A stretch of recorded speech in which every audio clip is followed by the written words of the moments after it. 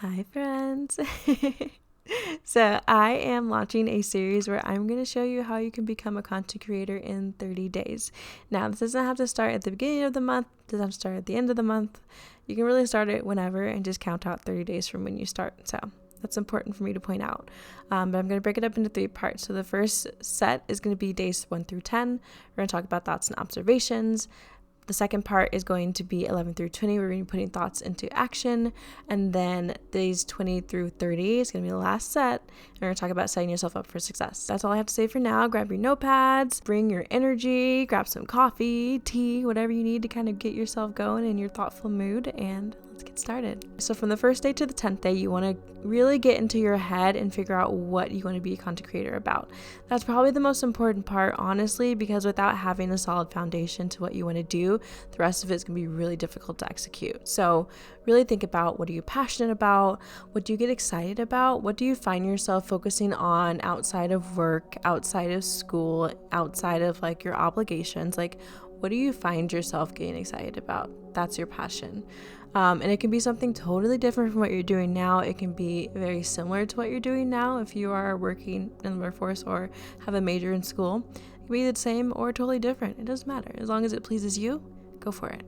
And something else that can help you figure out what you want to become a social media influencer about, what you want to blog about, is think about what kind of message you want to send out to the world. And this usually doesn't come right away. It didn't come right away for me anyway. It took me a while to figure out kind of what my purpose would be as a blogger, as a social media person. But once you find out what that is, definitely hold on to it, write it down, say it to yourself, tell other people and see like kind of how they react to it. But keep it in mind because it'll be coming up as an important piece later on. The message that I ended up wanting to send out to the world is that you can be a beginner and do fashion. You can be a beginner and do makeup and get into skincare, because that's definitely where I started. Before I did either of those things, I knew little to nothing about it. I think the only thing that I really had like a good foothold in is fashion.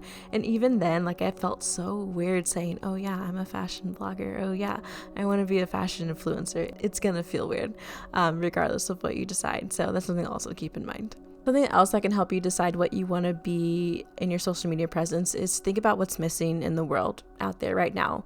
We're all very unique people. We all bring different things to the table. So what do you think is needed? Do we need to see more accessible skincare, accessible makeup? Do we need to see more inclusive items out there? Or are people wanting to know more about things that like maybe you have an inside scoop on? Think about like what your special talent is, what your special power is, and how you can bring that to life. Something else that can help you decide what to be a social media person or a blogger about is think about what your perspective is on the world. I like to think my perspective is that I'm a woman, I'm a Black woman, I'm a millennial, and all those things combined as far as like, you know, being parts of my identity is really important. And it's important to be really proud of that too, as you're going about this process. And so I also take in consideration, like I live in Texas right now, but I grew up in the Midwest. I'd like to think that those things play a big part of my personality. And your personality is probably going to be everything when you get into the thick of this. And so something to keep in mind is that things that make you unique, things that give you your own unique perspective on the world can be really important to hone in on. Okay, so you're going to be doing a lot of thinking during this time. Remember, this time is for the first 10 days of this series, and so really use all of the time. If you've already figured out what you want to do, that's fine too, but this is a good time to test that, right? Like, do you actually want to do this and make this your potentially a career? Because that's what people are doing these days, is making social media their career. So it's a good thing to put to the test at this point in time, by really thinking about what you want to do and kind of like seeing how other people are doing it, asking your friends about it, asking your family about it, and see what, you know, get their insights as well, because you aren't your audience, and I'll get into this a little bit later, but you are making, for the most part, content for other people to enjoy and for other people to digest. And so it's always good to kind of put feelers out there initially. Okay, so now we're gonna get into goals. So these are gonna be your goals for the next 10 days. You're gonna wanna choose your niche, and your niche is something that you focus on. It's a category. So I have a few niches. So I do fashion, makeup, and skincare, and sometimes self-care. And it's totally okay to have multiple niches. There's this thing going around where people only want you to have one niche. And that's okay. That's okay if that's what you think you can handle, right? Like, we don't want to overdo it from the get-go. Definitely start out with one niche if you feel like that's where you can be more comfortable and you can grow the best. That's importantly, like, that's what's important in the end. But don't also feel like you have to put yourself in a box. Like, you can do 11 different things if you have the bandwidth to do it.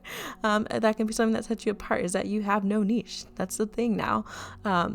Just choose something that you want to focus on if you want. I think having some defined niches, and like categories is going to help in the long run when you're trying to find out what kind of content to make. It can help narrow things down.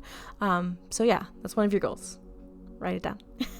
Your next goal for these next 10 days is to be thinking about and come up with a name and a handle. So your name can be whatever you'd like it to be, as long as it's unique, and it's not already taken on social media. So that's the thing. You really have to work hand in hand these days, coming up with your blog name, your social media name, and have it be available as a handle. So what I did when I first started is that I looked up handles first and then kind of decided to go for a name after that. And that's kind of something that'll help guide you a little bit. Or you can choose a name first and say, okay, this is kind of like the idea of a name I want to go for. And then you can solidify it after you hop on social media. So what you're going to do is go on to your social media platform of choice, and search for that handle. If it's free, you're good. Go to the next social media platform of choice. Make sure it's free there as well. So what you're going to want to do here is try and have the same handle on each platform. It's going to make it way, way, way easier for people to find you. And if it is something where you have to add a couple numbers or add, an underscore, just so that's consistent on every platform, do it. It'll save you headache down the road. Speaking from experience. So here are just some little notes that I want you to remember about choosing your name and your handle. Unique, has to be unique. That way people can differentiate you between the other thousands, millions of people on social media. Making sure it's easy to spell or say. I don't think it needs to be both these days because everything is so digital. You can just copy and paste handles, or you send people your profile. So I don't think it necessarily has to be easy to spell anymore, but it has to be easy to say so that people aren't stumbling over your name, and that makes it easier to remember.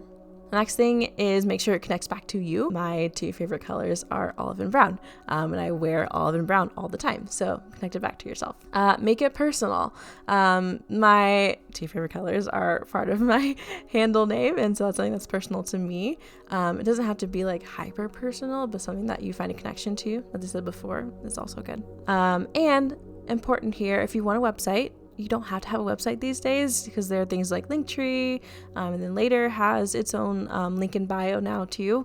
But if you want to have your own domain, your own website, your own email, make sure that's available as well. And if it matches your social media handles, awesome.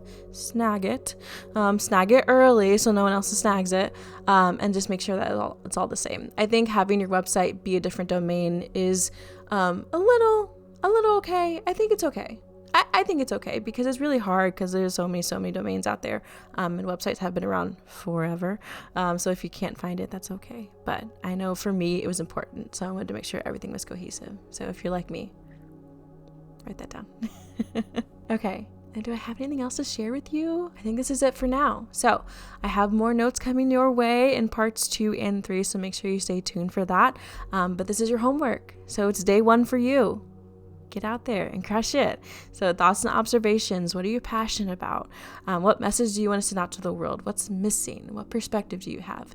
And what do you find yourself gravitating towards? Just think about that for the next 10 days. Come up with a name, come up with a handle, snag your handles, snag your website domains, actually make the accounts after you decide on a name. Super important thing to do. So that's your homework for part 1. Once you've done all of that and the 10 days have passed, come back for part 2.